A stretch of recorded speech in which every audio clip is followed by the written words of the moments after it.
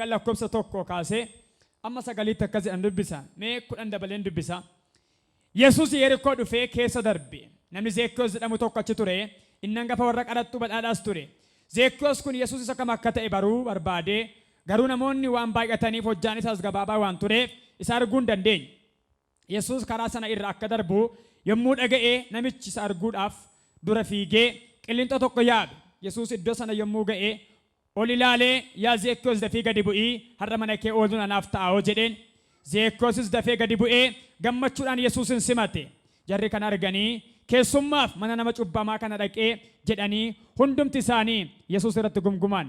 Zeekkiyoos garuu ka'ee gooftichaan yaa gooftaa walakkaa qabeenya kootii warra deegaadhaaf nan kennaa. Kana malees eenyu irraa illee waan tokko giddisiisee fudhadheera yoon ta'eef dachaa afur nan baasaa jedheen. Yesuus deebisee fi har'a fayyinni maatii kanaaf ta'eera. Namni kunis immoo ilma Abrahaamiyoo ilmi namaa isa bade barbaaduudhaaf fayyisuudhaafis dhufeera jedhee jedha. Haleluuyaa. Mee Yesuus naa dhufeera jedhaa ayyaati. Har'a wanti hin fayyin hin jiru galgala kana. Ati bichaan hafuura fayyaa qabaadhu malee fayyitee baata galgala kana. Haleluuyaa. Gabaabatta waan kana sinii hiika. Ergaa har'attan sinii hiika waa'ee Zeekkiyoos waggaa baay'ee dhageessan. Zeekkiyoos maalummaa akka ta'e beektu. Zeekkiyoos Yesuus jedhamu kana maqaatiin dhaga'e malee argee hin beeku. Yesuusin arguudhaaf garuu murteeffateetu waa'ee Yesuus Yerikoo keessa darbuudhaaf akka inni qajeele gaafa dhaga'u. Meesa namoonni Yesuus jedhan kanan argaa arguuman qaba jedhee murteeffateetu karaa Yesuus darbarra jedhamee dhaqee dhaabate.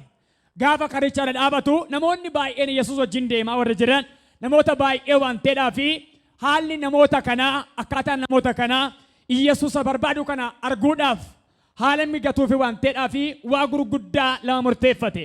Inni hangafaa rakkinni akka inni Yesuusin agarsiisa taasise waa lama ture. Inni tokko baay'ina namootaa ture. Namoonni Yesuus duukaa deeman namoota baay'ee waan ta'eedhaaf sabadanuudha waan ta'eedhaa fi baay'inni namaa akka inni Yesuusin agarre waan isa godhuudhaa fi tokkummaa kana keessan turre bartee kanan qabu amala akkasiin qabu inni nama haaraadhaa qaraxxuu keessaayyuu hangafa qaraxxuuti waa'ee Yesuusin argu waa'ee Yesuus immoo nama argee nama wajjin haasa'u al takkaa shaakallee akkasiin qabu. Garuu arguuman qaba jedheetu akkaataa kamiin akka Yesuusin argu falafalate. Sagal qabaa baay'inni namoota dhanqaa gaafatti ta'e akkas jedhe. Amma namoonni kun baay'ee dhabanteedhaa fi maaliin muka yaabbadhu jedhe. Muka fuulduratti gaafa argu qilintoo wayii argee jedha. Qilintoo kana yaabbatee Yesuusin arguu barbaade. Inni kaayyoonsaa sagantaansaa sanamoonni baay'een duukaa fiigan kana. Sanamoonni baay'een Yesuus jedhan kana. Sanamoonni baay'een maqaasaa ol kaasan kana. Mee maal fakkaata nama akkamiiti jedhee ija fooniin ilaalu dhufe. Yesuus immoo hafuuraan argeeniira. As qaba harka mirgaa sin eebbisa. Hammati argitee gararraa Waaqayyo ulfina haaraa si agarsiisa. Hammati gargaaramte qaalaa haaraa si gargaara Waaqayyo galgala kana. Jedha iji Waaqayyo na ilaala jedha ayyaati. Gaafa Waaqayyo nama ilaalu waa'ee nama gaddiigee haasa'a. Sin eebbisa maqaa Yesuusiin. Iji Waaqayyo Waaqarraa gara mana kee ilaalu galgala kana. Meel takka na ilaala hundi keessan gara koo. Zeekkiyoos Yesuusin arguu barbaade. Yesuus immoo amma Zeekkiyoos arguu barbaade garasi Zeekkiyoosin arguu barbaadeera. Irrasin deebi'a jecha amma. Zeekkiyoos Yesuusin arguu barbaade. Yesuus immoo amma Zeekkiyoos Yesuusin arguu barbaade garas Zeekkiyoosin ilaalaa jira. Zeekkiyoos arguudhaaf dhama'ee qilintoo gaafa yaabbatu kanaaf bakka amma adda baafatee eenyummaa isaa baruudha waan ta'eef kaayyoonsaa malee waa'ee wajjin hafee jiraatu waa'ee fayyinaa waa'ee waan biraa miti bakka argee mangalaadha argiteen galtu dhiiga hoolichaan nati barbaadde si argama galgala kanaa kaas. As qaba harka mirga waa gadeen si eebbisa maqaa Yesuus seenteen baatu kiyyoo afuuraa keetti si gaadi'eera dhiiga qaraanii warraan si gaadi'eera dhiiga Yesuusiin asumatti taftan baatuudhaan nama sin bukkeetiin. Qabarraasa asumatti taftaayidhaani. Ani waldaa kanan gan argamsa Waaqayyoon gan asumatti taftaayidhaani. Waan barbaachisaa ta'e tokko hidhaani. Waaqayyo si ilaata hidhaani. Iji Waaqayyo si ilaaleera hidhaani. Eenyu akka ta'een beeku daawwatamuun hin ta'aaf galgala kana. Iji Waaqayyo gara mana kee ilaalaa gidhameen gada ayyaas. Kanaaf Zeekkiyoos Yesuusin amma arguu caale qaalaa Yesuus gaafa argeeni utuu Zeekkiyoos hubate Yesuusin argiin Yesuus fagootti argeeniira. Ija afuuraan argeera. Maqaasaa namnutti nimni namichi kun qaraxxuudha. Qaraxxuu keessaayyuu hangafa qaraxxuu badhaadhaadha. Waa'ee isaa Yesuus foonii waan beekuun qabu. Hafuurri Waaqayyoo garuu Yesuus wajjin waan jiruudhaaf akkasittiin jedhe. Qilintoo irratti gaafa isaa argu namni kan hin agarre ilaa namicha kanan jenneem tundi wajjin deemu Yesuus duuka Yesuus garuutti dhiyaate eenyu jedheeni yaa Zeekkiyoos kottu ariifadhu maal ta'e gadi bu'i har'a mana kee ooluun naa ta'a jedheen. Lakka Yesuus gaafa nama ilaalu maqaa namaa beeka inni. Seenaa namaa beeka inni. Maal ta'uu narra jiraata mana keen oolaa jedheen seeneen ba'a miti jedheen mana keen oolaa. Meenam tokko macarraa bal'aa gaafa sinii kennuu nama barbaadan waan bal'aa wajjin haasoftu. Ergaan si qaba guyyaarraa. Atis wajjin hafta innis wajjin hafee jiraata. Waan sirra abaaras qabeer kamirgaa dhiiga olichaan siif argamsa kee barabaraa siif abbaa kee barabaraa kan gargar si baasu sirraa addaa ba'u guyyaarraa.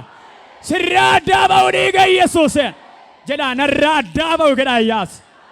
Hin barbaadu gedhaayyaa. Hafeen jiraadha gedhaayyaas. Sirra bu'aa ayyaana akkasii galgala kana. Gaafa Yesuus nama ilaalu dhugaatti waa'ee maqaa namaa nama dhibu. Samma warri tokko feekii sobdee maqaa namaa waamtu miti. Sakkasii miti abbosa tappeellaa irraa maqaa namaa fudhanii waaman miti. Dhugaatti Yesuus ilaallaan maqaa kees beeka. Maatii kees beeka. Gola kees beeka.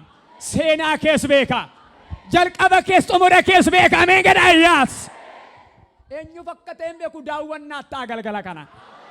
Laalaaba gantii dadhaboosiyaa as qabar kamirgaa guyyaan borii akkam ta'a gettee yaaddaa kan jirtu ani si ilaaleeraa jedhe Yesuus.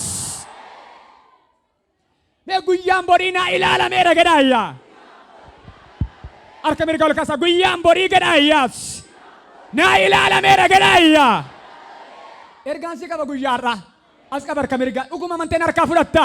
Attam ta'a barri fuuldura koo kan jettu eenyuun naa jira jechaa kan jirtu haadhaan abdadhee du'uutti deemaa jirti abbaan na dhalchee na dhiiseera kan jettu akka jedhe Yesuus guyyaa borii keessa dhaabadhee si eegaa jira. Guyyaa borii si ilaaleera. Waggaan dura kee ilaalameera. Kan lafarraa miti waaqarraayyuu si ilaalameera. Naa ilaalameera jedhaayyaa. Warra badii mana kee adaa hin amantaa. Lafatin agarre Waaqayyo si ilaaleera. Narka cabsiiti ameen gadheeyyaa. Ergaan sinii qaba dhugaan kan Waaqayyoo. Galgala kana sagalee wayii baadheen gara kee dhufeera. Sittan dubbadha. Ati daangaa bicha ammaa argite. Daangaa ammaa garas Waaqayyo dirree biraa ilaaleera. Ulfina biraa ilaaleera. Jedhaa naa ilaalameera jedhaayyaa. Gaafa Yesuus nama laal Zeekkiyoosin maqaatti waamee kottu gadi bu'i jedheeni mana akka inni qabuyyuu beeka har'a mana kee ooluun naa ta'a jedheen si wajjin hangalaa jedheen gammachuu guddaan gadi bu'ee Yesuusin fudhatee galee wajjin maaddiitu ta'e Zeekkiyoos. Maaddii erga nyaatee dhugee ka'ee booddee akkas jedhe yaa gooftaa jedhe. Namni Yesuus arge immoo of qabuu hin danda'u. Namni Yesuusin arge namni Yesuus arge immoo of qabuu hin danda'u. Takka waan garagaraa madha baqa takka ka'ii deemii waan garagaraa hidhi booyi jedha. Amma baay'een keessa maanii beektu lapheen keessa maaf jabaata gooftaan agarre. Gooftaan si garagaroota arguu hin dandeenye ergaan si qaba galgala kana. Hin ilaalamta argitee baata galgala kana. Namni igisaa banamee Waaqayyoon arge dhugaa sinitti himu jiraachuu hin danda'u. Ofiisaaf Waaqayyoon malee. Amma mee hundi keessan gara kudhan maa wal caala beektu marartiisan Waaqayyoo keenya. Marartiifachuun akkaataa Waaqayyoo keenya hamma nutti mul'atedha. Waaqayyo immoo nama hundumaa ilaala. Namanni ilaaleetti mul'atu garuu namas arguu barbaadudha. Ransinii deebi'a. Waaqayyo nama hundumaa argamoon argu. Dubbadhaa lafa hundumaa argamoon argu. Biyya hundumaa argamoon argu. Namanni itti mul'achuu barbaadu garuu namas arguu barbaadudha. Qabaa nama simboo kenna akka jedhaanii Waaqayyo illee nama hundumaan argaa jedhaanii. Namatti mul'achuu barbaadu garuu jedhaanii. Namas arguu barbaadudha jedhaanii. Hin barbaadde arguu galgala kana. As qabar kee biritaan mirga waa kan hin baanne iji Waaqayyo inni gara kee ilaale ija kee amanu galgala kana. Ija kee amanu dhiiga garaanii warraan. Ija kee amanu dhiiga Yesuusin. Nam tokko gaafa laaltan amma abbaabayyee Yesuusiyyee maalii koo jedhee waama mararsiifate hamma argedha waan ta'eedhaaf tokko garuu kostor jedham Yesuus gooftaadha jedha. Homtuun galuuf yoo faarfattes yoo itti raajjees dhugaadha hamma argiteedha. Namoonni garuu lafa onaatti Yesuusin argan bakka haadhaatti bakka abbaatti argan wanta kamii garas Yesuustu caalaaf.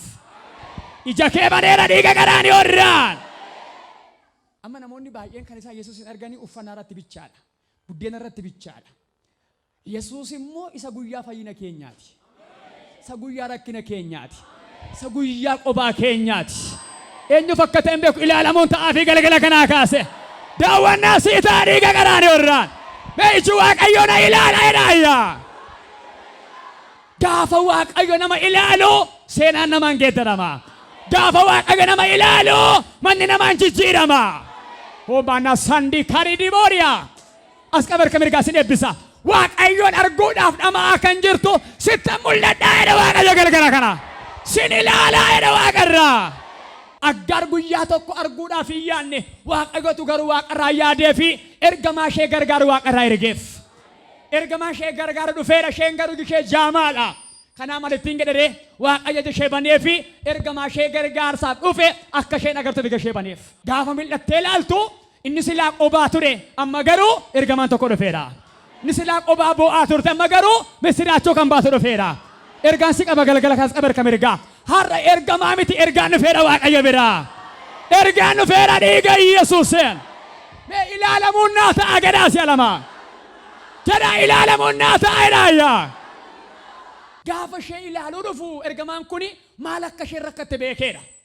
Kanaaf akkas jedhe yaa Aggaar jedhe maaliif boossaa jedhe. Waaqayyo sagalee boo'ichaa mucaa keetii maal godheera dhaga'eera. Dhaga'eera kan keeyyu Waaqayyo galgala kana. As qabaar kamirgaa eenyu akka ta'e hin beeku.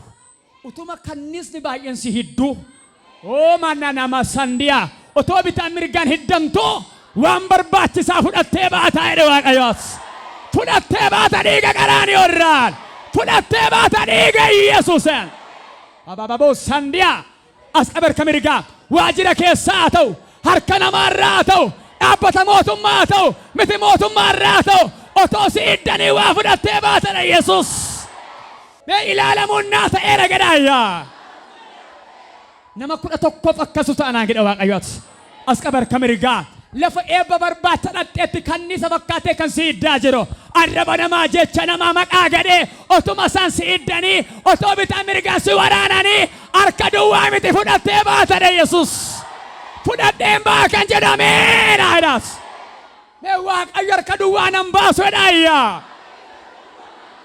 Hin amantaa mandara ammaa keessaa hojii ammaa keessaa lafa ammaa keessaa badhaadhummaa fuudhii baay'ee dhiiga Yesuuseen. Hin amantaa sirratti raajii dubbadha. As qabar kamirgaa suuqii ammaa keessaa mana hojii ammaa keessaa nama ammaa biraati dhaabbata ammaa biraati waan jabaa fuudhii baay'ee. Absadhu ameen nan gedhe sii ta'a dhugaa. Bobo sandiyaa. As qabar kamirgaa hannaan miti.